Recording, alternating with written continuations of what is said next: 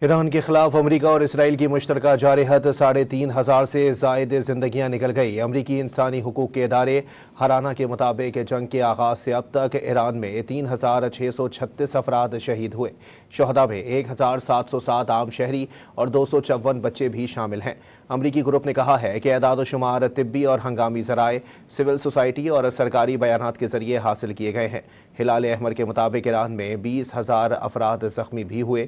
ادھر لبنان پر مسلط اسرائیلی جارحیت میں 1,530 افراد شہید ہوئے، جن میں 129 بچے شامل ہیں۔ اسرائیلی حملوں میں 10 لبنانی فوجی بھی مارے گئے۔ ایران کے خلاف امریکہ اور اسرائیل کی مشترکہ جارحیت 3,500 سے زائد زندگیاں نکل گئی۔ امریکی انسانی حقوق کے ادارے ہرانہ کے مطابق جنگ کے آغاز سے اب تک ایران میں 3,636 افراد شہید ہوئے۔ شہداء میں 1,707 عام شہری اور 254 بچے بھی شامل ہیں۔ امریکی گروپ نے کہا ہے کہ اعداد و شمار طبی اور ہنگامی ذرائع، سول سوسائٹی اور سرکاری بیانات کے ذریعے حاصل کیے گئے ہیں۔ ہلال احمر کے مطابق ایران میں 20,000 افراد زخمی بھی ہوئے۔ ادھر لبنان پر مسلط اسرائیلی جارحیت میں 1,530 افراد شہید ہوئے، جن میں سے 129 بچے شامل ہیں۔ اسرائیلی حملوں میں 10 لبنانی فوجی بھی مارے گئے۔